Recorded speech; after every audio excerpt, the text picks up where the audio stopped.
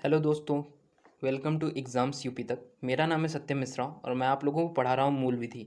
मूल विधि का एक नया चैप्टर लेके आया हुआ था जिसका नाम था सूचना का अधिकार अधिनियम, आईटी अधिनियम एवं साइबर अपराध।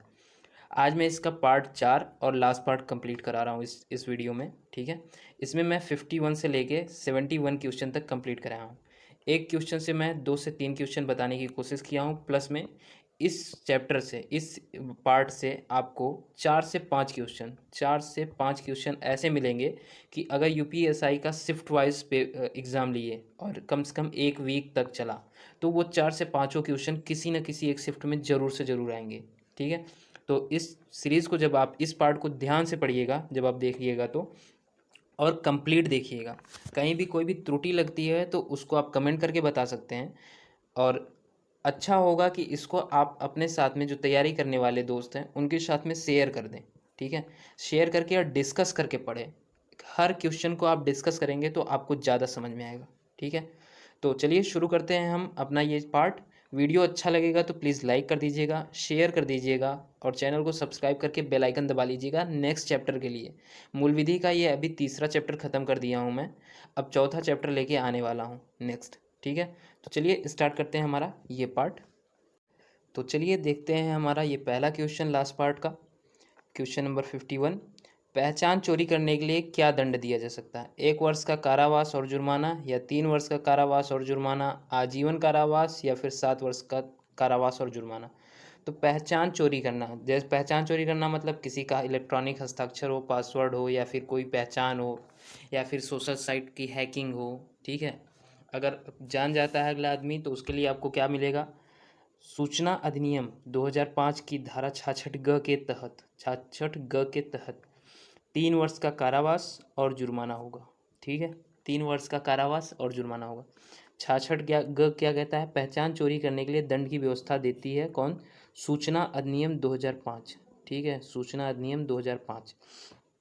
इस धारा के अधीन 3 वर्ष का कारावास, 1 लाख रुपए तक का जुर्माना दंड रूप में दिया जा सकता है।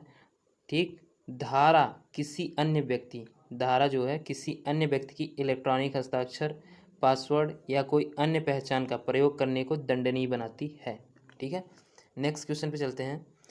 कितने वर्ष के कारावास से दंडनीय अपराध इस अधिनियम के अधीन जमानती होंगे? ठीक है, कितने वर्ष तक के कारावास, कितने वर्ष के कारावास के लिए जो अधिनियम है उसमें जमानत मिल जाएगी? तो 3 वर्ष तक के कारावास होगा तो उसमें जमानत मिल जाएगी, या 1 वर्ष तक का कारावास होगा तब, या 6 माह तक का होगा तब मिल जाएगा जमानत, या फिर सभी अपराध गैर जमानती हैं।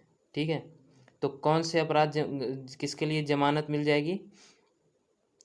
3 वर्ष तक के, अगर कोई अपराध 3 वर्ष तक का माना जाएगा तो उसके लिए अपराध में जमानत का सुविधा दिया गया है। ठीक है, आइए देखते हैं, इसमें इसका डिस्क्रिप्शन देख लेते हैं। आईटी अधिनियम 2000 की धारा 77 ख के तहत 3 वर्ष तक के कारावास से दंडनीय अपराध जमानती होंगे। 3 वर्ष से या अधिक अवधि के कारावास से दंडनीय अपराध संज्ञेय है। ठीक है, ये अपराध की दृष्टि में एकदम संज्ञेय है। ठीक, नेक्स्ट क्वेश्चन है, अधिनियम में अवशिष्ट शास्ति रेसिड्यूरी पेनाल्टी, क्या रेसिड्यूरी पेनाल्टी कहाँ दी गई है, किस धारा में दी गई है? ठीक है, तो ये कौन सी धारा में दी गई? धारा 65, धारा 45, धारा 55 या धारा 85? तो किस में दी गई है? धारा 45 में दी गई है। क्या? Residuary penalty. ये क्या होता है? अधिनियम के अधीन बनाए गए किन्हीं नियमों या विनियमों का उल्लंघन करने के लिए अलग से कोई शास्ति का उपबंध नहीं किया गया है।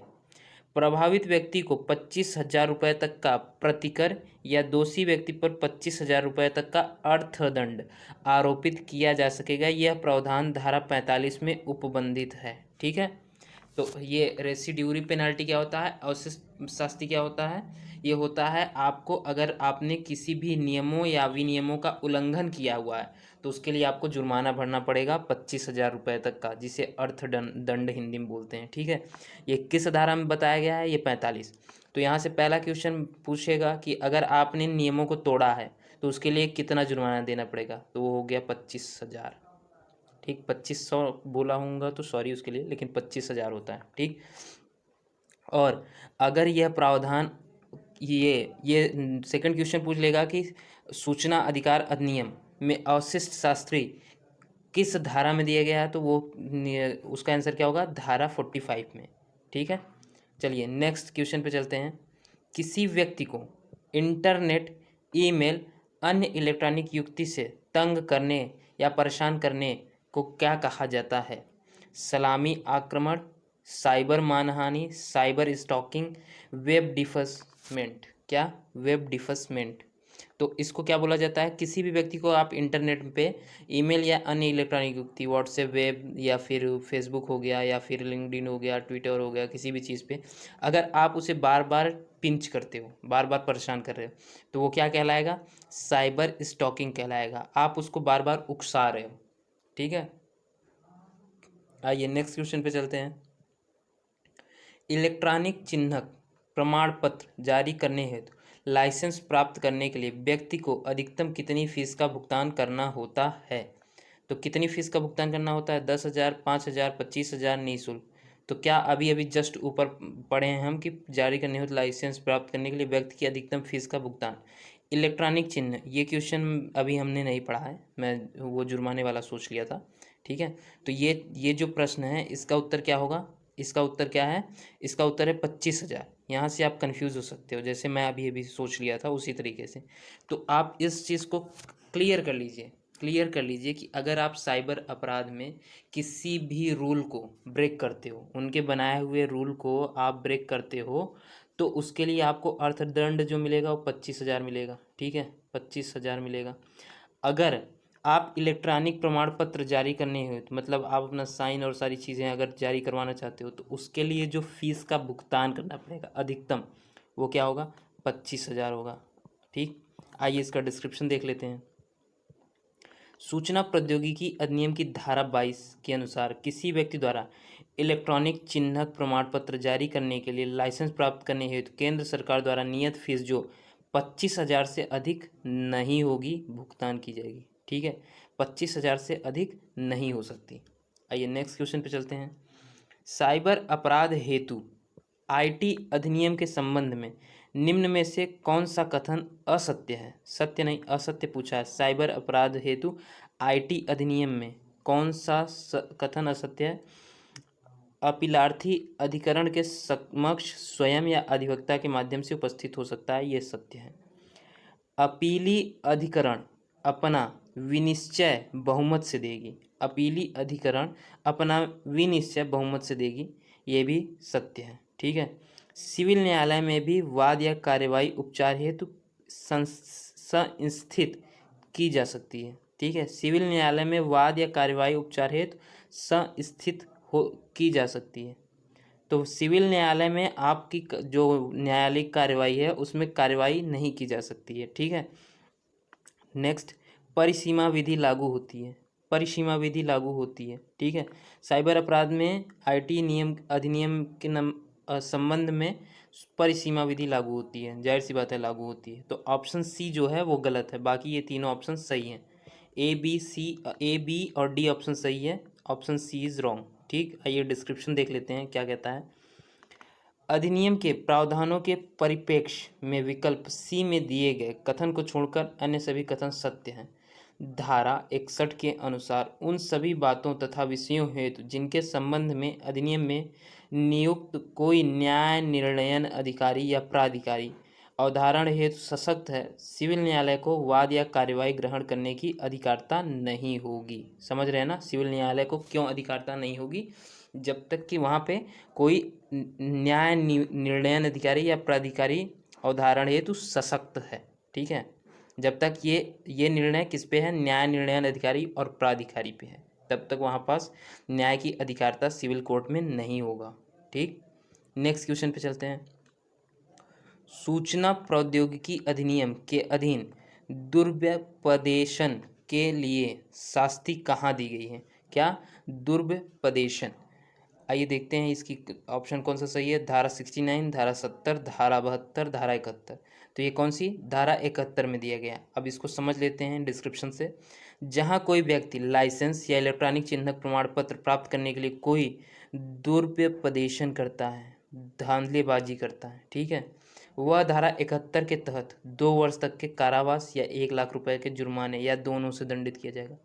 अगर कोई कॉपी करता है, कोई अपने से मतलब किसी भी एप्लीकेशन से, फ़ोटोशॉप से और सारी चीज़ों से अपनी इलेक्ट्रॉनिक चिन्ह प्रमाण पत्र को बनाता है, ठीक है, वो सरकारी तौर पे जारी नहीं किया गया है, ठीक। जैसे गांव-वाँव में क्या होता है, तहसील में लेखपाल का साइन ले लिए, लेखपाल का जो अकाउंट होता है उसको बना के अपने से आय, जात, निवास बना दे रहे हैं, ठीक है।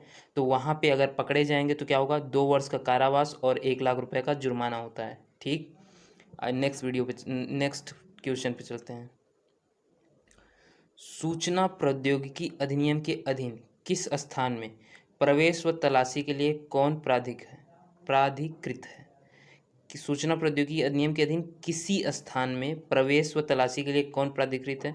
निरीक्षक रैंक का अधिकारी, या फिर उप निरीक्षक रैंक का अधिकारी, या फिर अधीक्षक, या फिर नियुक्ति विशेष प्राधिकारी? तो कौन सा सही है, कौन सा सही है? इसमें फर्स्ट और फोर्थ, निरीक्षक रैंक का अधिकारी और नियुक्ति विशेष अधिकारी सही है, ठीक है। तो option B is the right option. आइए इसका डिस्क्रिप्शन देख लेते हैं। डिस्क्रिप्शन में क्या कहा है, कोई पुलिस अधिकारी जो निरीक्षक की पंक्ति से नीचे का न हो या केंद्र सरकार या किसी राज्य सरकार द्वारा प्राधिक अधिकारी किसी सार्वजनिक स्थल में प्रवेश कर सकेगा, तलाशी ले सकेगा, बिना वारंट गिरफ्तारी भी ले सकेगा, ठीक है। तो ये क्वेश्चन में क्या पूछा है, सिर्फ और सिर्फ तलाशी ले सकता है, लेकिन एक चीज़ और, किसी स्थान में प्रवेश भी ले सकता है, उसके साथ साथ बिना वारंट गिरफ्तारी कर सकेगा। ये किस में बताया गया, धारा 80 में।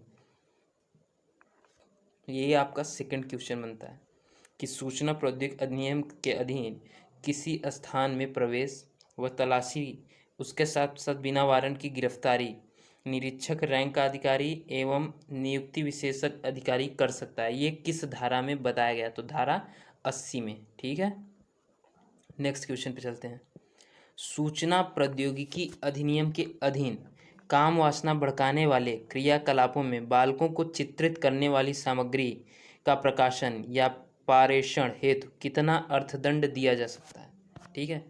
जो भी एडल्टनेस वाली चीज़ भड़काने वाली होगी, ठीक है, उसके लिए आपको कितना अर्थदंड लगाया जा सकता है, 1 लाख, 5 लाख, 10 लाख, 3 लाख। तो उसके लिए क्या होगा, उसके लिए 10 लाख का अर्थदंड लगाया जाता है, ठीक। आइए इसका डिस्क्रिप्शन देख लेते हैं। प्रश्नगत अपराध के लिए सूचना प्रौद्योगिकी अधिनियम की धारा 67 ख के अधीन प्रथम दोष सिद्धि पर 10 लाख रुपए तक का अर्थदंड तथा 5 वर्ष तक का कारावास एवं दूसरी बार दोषी पाए जाने पर 10 लाख तक का अर्थदंड और 7 वर्ष तक के कारावास से दंडित किए जाने का उपबंध है, ठीक है। मतलब पहली बार अगर आप दोषी पाए जाते हो तो 10 लाख रुपए का अर्थदंड, ठीक है। दूसरी बार 5 वर्ष तक का कारावास, मतलब पहली बार में ही 10 लाख तक का दंड मिलेगा, या फिर 5 साल तक का कारावास और 10 लाख का दंड। दूसरी बार पकड़े जाने पे क्या होगा, 10 लाख का अर्थदंड और 7 वर्ष तक का कारावास, ठीक है। नेक्स्ट क्वेश्चन पे चलते हैं। किसी व्यक्ति या कंपनी के खाते में बड़ी संख्या में मेल सर्वर या ईमेल भेजना जिससे उसका संपूर्ण खाता ध्वस्त हो जाए कहलाता है। मतलब किसी को अस्त व्यस्त कर देना, किसी की अच्छी खासी कंपनी चल रही है, उसको इतना मेल भिजवा दो कि उसका करप्ट हो जाए वो अकाउंट ही, तो वो क्या होगा, वेब जैकिंग होगा, या ईमेल बमबाजी होगा, या ट्रोजन्स होगा, या डेटा डिडलिंग होगा। तो ये क्या होगा, इसे कहते हैं ईमेल बमबाजी। क्या बोलते हैं, ईमेल बमबाजी। आइए इसका डिस्क्रिप्शन देखते हैं। उपर्युक्त अपराध में ईमेल बमबाजी कहलाता है, ठीक है। उपर्युक्त अपराध ईमेल बमबाजी कहलाता है। डेटा डिडलिंग, किसी कंप्यूटर के सॉफ्टवेयर में अवैध डाटा प्रवेश करा दिया जाता है, ठीक है। डेटा डिडलिंग क्या होता है, किसी कंप्यूटर में वायरस या फिर अवैध कोई भी सॉफ्टवेयर को इंस्टॉल कर दिया जाता है, प्रवेश करा दिया जाता है। साइबर अपराधी द्वारा बलपूर्वक किसी वेबसाइट को अपने नियंत्रणाधीन कर लेना वेब जैकिंग कहलाता है, ठीक है। किसी भी वेबसाइट को, जैसे कि गूगल का होम पेज है, उसी को अपने अंडर में ले लेना, वो क्या कहलाएगा, वेब जैकिंग कहलाएगा। विकिपीडिया की वेबसाइट है, उसको अगर कि कोई अपने अंडर में ले लेता है और उसमें सिर्फ अपना एडवर्टीजमेंट दिखाने लगता है 1 मिनट के लिए, अगर वो 1 मिनट के लिए भी ऐसा कर पाता है, तब भी वर्ल्ड में कितने सारे लोग उसको जान जाएंगे, देख लेंगे, उसका एडवर्टीजमेंट हो जाएगा। तो वो क्या होगा, वेब जैकिंग कहलाएगा। ठीक है, जबकि ट्रोजन्स वास्तविकता को छुपाने वाला अपराधीकृत प्रोग्राम होता है। ठीक है, ट्रोजन्स क्या होता है, मैनिपुलेशन के लिए होता है, मतलब वास्तविकता कुछ और है और दिखाना कुछ और है। तो जो मैनिपुलेशन है वो कंप्यूटर की भाषा में ट्रोजन्स कहलाता है। ठीक है, नेक्स्ट क्वेश्चन पे चलते हैं। एक कौन सा ऐसा मालवेयर है जिसका पता लगाना मुश्किल है और इसलिए उसे हटाना भी मुश्किल होता है। कई विशेषज्ञों का कहना है कि उसे खत्म करने के लिए अपनी हार्डवेयर ड्राइव को साफ करके सब कुछ नए सिरे से इंस्टॉल करें, मतलब फुल फॉर्मेट करना पड़ेगा। ठीक है, फुल फॉर्मेट करना पड़ेगा। उसे इस तरह से डिजाइन किया जाता है जिससे जानकारी जुटाने वाला दूसरा मालवेयर आपके कंप्यूटर की आपकी सारी संवेदनशील जानकारी जुटा ले और आपको भनक तक न लगे। ठीक है, तो वो कौन सा मालवेयर है, वो रूट किट है या डिनायल ऑफ सर्विस है या स्पाईवेयर है या फिर फिशिंग है। ठीक है, तो वो कौन सा है, वो रूट किट है। रूट को ही डाइवर्ट कर देना। अगर आप उस तरफ जा भी रहे हो तो वो क्या करेगा, आपको दिखा देगा कि मैं इधर हूँ और आप उधर रहेगा वो।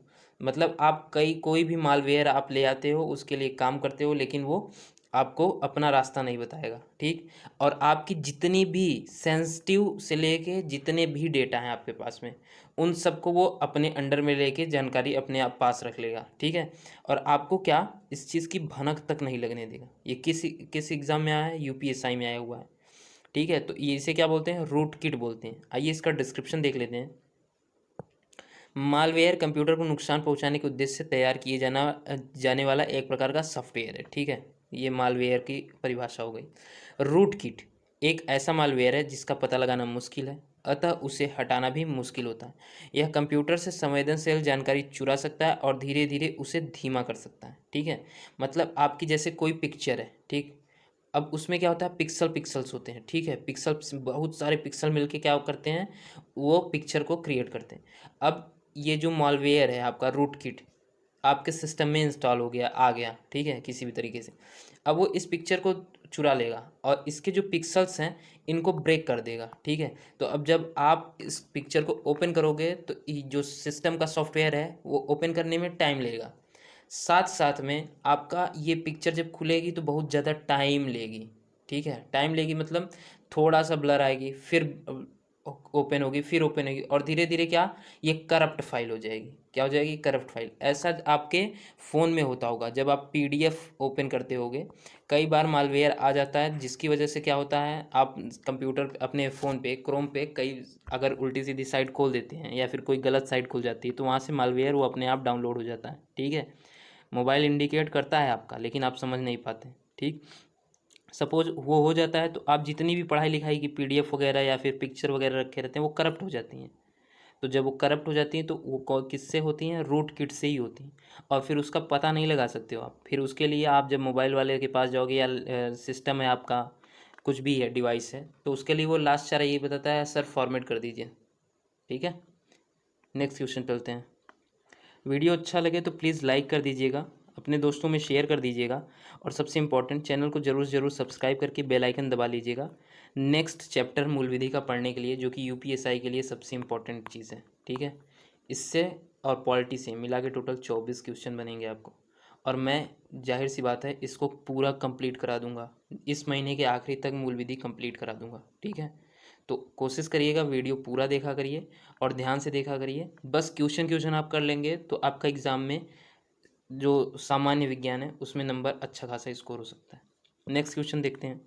वह कौन सा प्रोग्राम या डिवाइस है जो यह पता लगाने के लिए उपयोग किया जाता है कि किसी अतिक्रमी ने कंप्यूटर संसाधनों के अनधिकृत अभिगम का प्रयास तो नहीं किया है, मतलब घुसने का प्रयास तो नहीं किया है। वो क्या है, अतिक्रमण संसूचन प्रणाली या फायरवॉल या फिर इंटरनेट सेवा प्रोटोकॉल या हैथकॉन। तो वो क्या है, वो कहलाता है अतिक्रमण संसूचन प्रणाली। ठीक, ये यूपीएसआई एग्जाम में आया हुआ क्वेश्चन है। आइए इसका डिस्क्रिप्शन देख लेते हैं। अतिक्रमण संसूचन प्रणाली ऐसा प्रोग्राम या डिवाइस है जिसे यह पता लगाने के लिए उपयोग किया जाता है कि किसी अतिक्रमी ने कंप्यूटर संसाधनों के अनधिकृत अभिगम का प्रयास तो नहीं किया है। ठीक है, मतलब इसका उपयोग कब किया जाता है, जब कोई भी कंप्यूटर में घुस के अनाधिकृत अधिगम का प्रयास करेगा। तभी इसका यूज़ होता है। ठीक, नेक्स्ट क्वेश्चन पे चलते हैं। नेक्स्ट क्वेश्चन क्या कहता है, साइबर अपराध में क्या शामिल है। साइबर अपराध में क्या शामिल है, तो कंप्यूटर के माध्यम से कंप्यूटर के माध्यम से बौद्धिक संपदा संबंधी अधिकार, इंटरनेट के माध्यम से किसी की एकांतता भंग करना, ठीक है, या फिर उपयुक्त सभी। तो ये उपयुक्त सभी है। कंप्यूटर के माध्यम से छल करोगे तब भी साइबर अपराध है, कंप्यूटर के माध्यम से बौद्धिक संपदा संबंधी अधिकार करोगे तब भी, इंटरनेट कंप्यूटर के माध्यम से अगर कुछ एकांतता किसी की भंग कर रहे हो तब भी आप साइबर अपराध कर रहे हो। ठीक है, आइए इसका डिस्क्रिप्शन देख लेते हैं।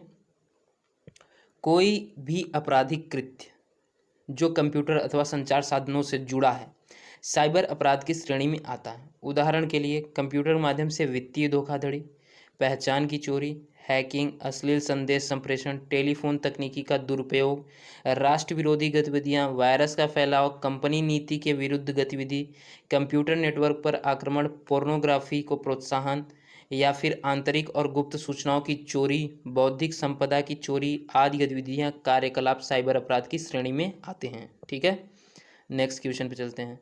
यहाँ से इस चीज़ से आपके 2 से 3 क्वेश्चन बन के तैयार होंगे। 2 से 3 क्वेश्चन कैसे, वो पूछ लेगा पहचान की चोरी, हैकिंग, अश्लील संदेश, और एक दूसरा ऑप्शन दे देगा, पूछ लेगा इनमें से साइबर अपराध कौन सा नहीं है।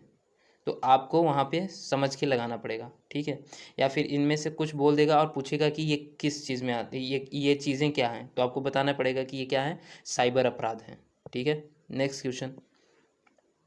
एक कंप्यूटर उपयोगकर्ता को उसकी विशिष्ट पहचान जैसे उंगलियों के निशान, वाणी अथवा नेत्र पटल जो पुतली होती है रेटिना के माध्यम से पहचानने की विधि को कहते हैं क्या, सिक्योर एक्सेस, अपने ग्राहक को जानो, बायोमेट्रिक, पासपोर्ट। तो क्या बोलेंगे, बायोमेट्रिक बोलेंगे इसे। ठीक है, पासपोर्ट में भी इस तरीके से चेकिंग होती है, लेकिन वो फिर आधार कार्ड में भी होती है। ठीक है, तो ये जो भी चीज़ होते हैं, जो भी पासपोर्ट हो गया, आधार कार्ड हो गया, सिक्योर एक्सेस हो गया, केवाईसी हो गई, कई कई जगह पे KYC, know your customer, KYC को की फुल फॉर्म है नो योर कस्टमर, अपने ग्राहक को जानो, उन सब के लिए बायोमेट्रिक का यूज़ होता है। ठीक है, तो बायोमेट्रिक ही इसका मूल है। ठीक, ऑप्शन यूपीएसआई में आया हुआ क्वेश्चन है, ये इम्पॉर्टेंट बन जाता है, आने के चांसेस इसके हैं। आइए इसका डिस्क्रिप्शन देख लेते हैं। एक कंप्यूटर उपयोगकर्ता को उसकी विशिष्ट पहचान जैसे उंगलियों के निशान, वाणी अथवा नेत्र पटल के माध्यम से पहचानने की विधि को बायोमेट्रिक कहते हैं। बायोमेट्रिक का वर्गीकरण मुख्यतः 2 गुणधर्मों के आधार पर किया जाता है। किस पे, व्यवहारिक गुण जैसे हस्ताक्षर, आवाज़ की स्ट्रोक, ठीक है, या फिर शारीरिक गुण, चेहरा, फिंगरप्रिंट, हाथ, आइरिस, डीएनए। ठीक है, 2, एक व्यवहारिक गुण, एक शारीरिक गुण। ठीक है, तो नेक्स्ट क्वेश्चन है हमारा, बहुत इंपॉर्टेंट क्वेश्चन है ये। डैश एक सॉफ्टवेयर है जो आप पर जासूसी करता है ताकि इंटरनेट पर आपकी गतिविधि को भांप सके और उसके मुताबिक आपके सिस्टम में विज्ञापन ला सके। इस सॉफ्टवेयर का यूज़ मेन गूगल करता है और फेसबुक करता है। ठीक है, फेसबुक, गूगल, फेसबुक, ये 2 कंपनियां बहुत बहुत ही सीधे तौर पे करती हैं। इससे आपको ये, आपकी जैसे आपने सपोज़ करिए गूगल पे जाके फ्लिपकार्ट साइट पे या आप किसी भी एप्लीकेशन पे आपने फ्लिपकार्ट पे चेक किया कि आपको एक ईयरबड लेना है या फिर ईयरफोन, हेडफोन लेना है, तो जब आप गूगल की पे कोई साइट ओपन करोगे तो वहाँ पे गूगल ईयरफोन का एडवर्टीजमेंट दिखाएगा आपको। एफबी पे आप लॉगिन करते हो तो एफबी भी, फेसबुक भी आपको उसी के थ्रू, उसी स्पाईवेयर के थ्रू क्या दिखाएगा, अपने पेज पे ईयरफोन या फिर ईयरबड का एडवर्टीजमेंट दिखाएगा। अगर आपने कोई बाइक या कार देखी है तो उसका एडवर्टीजमेंट दिखाएंगे। ठीक है, तो इस सॉफ्टवेयर का क्या नाम है, इस सॉफ्टवेयर का क्या नाम है, रूट किट, एडवेयर, बैकडोर या स्पाईवेयर। तो ये कौन सा है, स्पाईवेयर है। रूट किट क्या करता है, इसका अभी मैं आपको डिस्क्राइब किया हूँ जस्ट ऊपर, इसके बारे में आप मुझे कमेंट करके बता सकते हैं कि रूट किट क्या होता है। ठीक है, आपसे मैं ये क्वेश्चन पूछ रहा हूँ कि रूट किट क्या होता है। नेक्स्ट क्वेश्चन चलते हैं। अच्छा, सबसे इंपॉर्टेंट चीज़ नेक्स्ट पे जाने से पहले, ये यूपीएसआई में आया हुआ क्वेश्चन है और मोस्ट प्रोबेबली कहा जा सकता है कि ये यूपीएसआई में फिर से पूछा जाएगा। ठीक है, आइए इसका डिस्क्रिप्शन देख लेते हैं। स्पाईवेयर एक सॉफ्टवेयर है जो उपयोगकर्ता के कंप्यूटर पर गुप्त रूप से निगरानी रखता है। इसके अतिरिक्त वह व्यक्तिगत जानकारी इकट्ठा करता है जैसे इंटरनेट सर्फिंग की आदतें आदि। यह उपयोगकर्ता के कंप्यूटर के नियंत्रण में भी हस्तक्षेप कर सकता है। समझ रहे हैं ये कितना अंदर तक रहता है।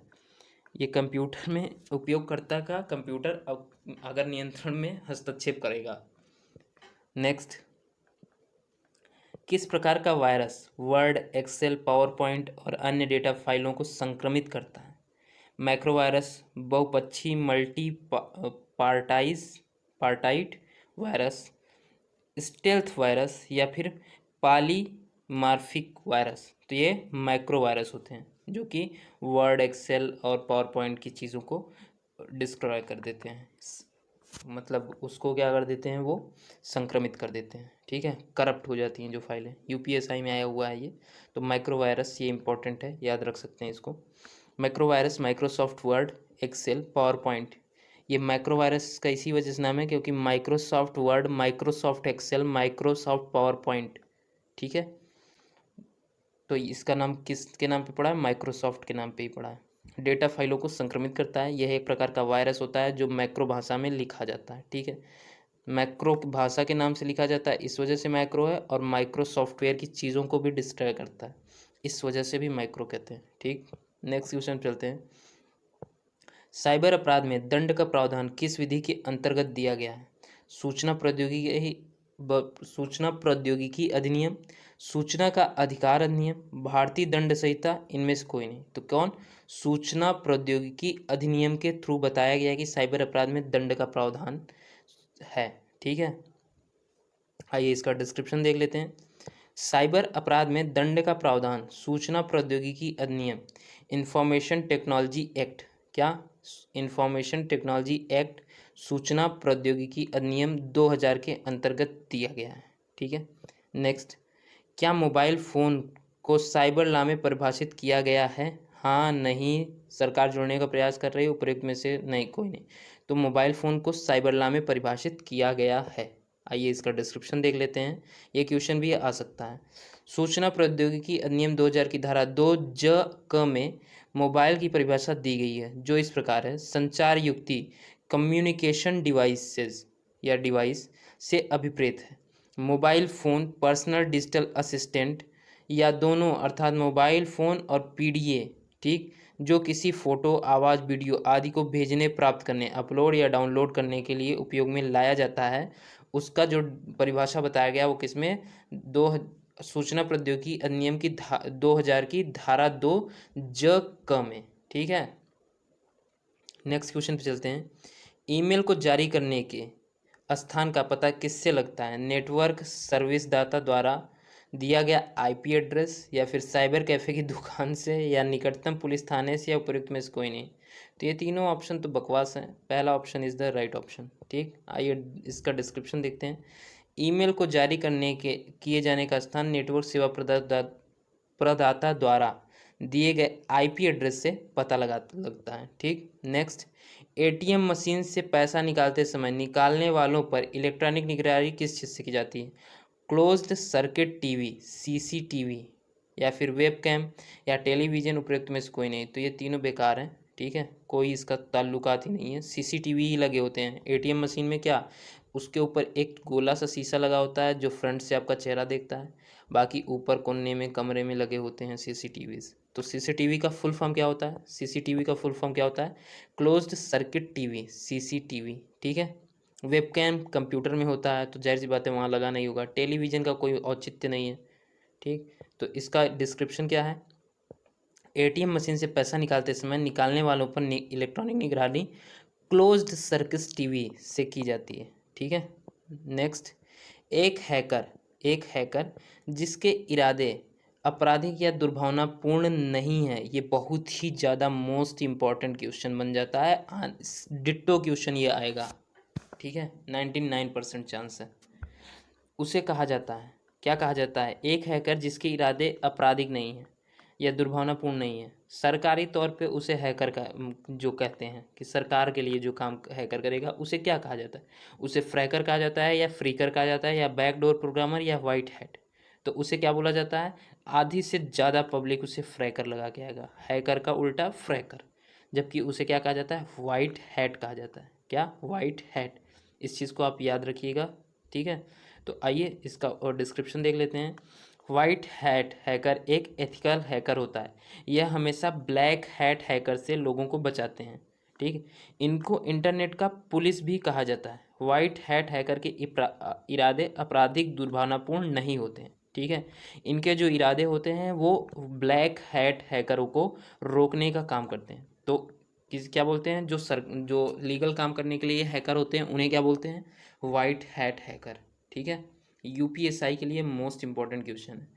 इस पार्ट से आपके 3 से 4 क्वेश्चन बनते हैं जो यूपीएसआई में आने के चांसेस उनके किसी न किसी एक का आना डन है। और अगर ये पेपर कई शिफ्टों में होता है तो जाहिर सी बात है वो सारे क्वेश्चन आ सकते हैं जो कि मोस्ट इंपॉर्टेंट हैं। ठीक, तो यहाँ पे हमारा ये चैप्टर ख़त्म होता है। इससे रिलेटेड मैं 10-10 क्वेश्चन की सीरीज़ लेके आऊँगा आपसे बीच में कभी भी उसको प्रैक्टिस कराने के लिए। तो वीडियो को अच्छा लगा है अगर, तो आप अपने दोस्तों में शेयर कर दीजिएगा, लाइक कर दीजिएगा, और सबसे इम्पोर्टेंट चैनल को सब्सक्राइब कर लीजिएगा। नेक्स्ट चैप्टर पढ़ने के लिए बेल आइकन ज़रूर दबा लीजिएगा जैसे नोटिफिकेशन आपके पास पहुंच जाए। वीडियो कैसा लगा, कुछ सुझाव देना चाहते हैं या फिर कुछ त्रुटि हुई है उसके लिए बोलना चाहते हैं, बताना चाहते हैं, तो प्लीज़ कमेंट करके ज़रूर बताइएगा। ठीक है, मिलेंगे नेक्स्ट क्लास में नए चैप्टर के साथ में। तब तक मन लगा के पढ़िए। जय हिंद।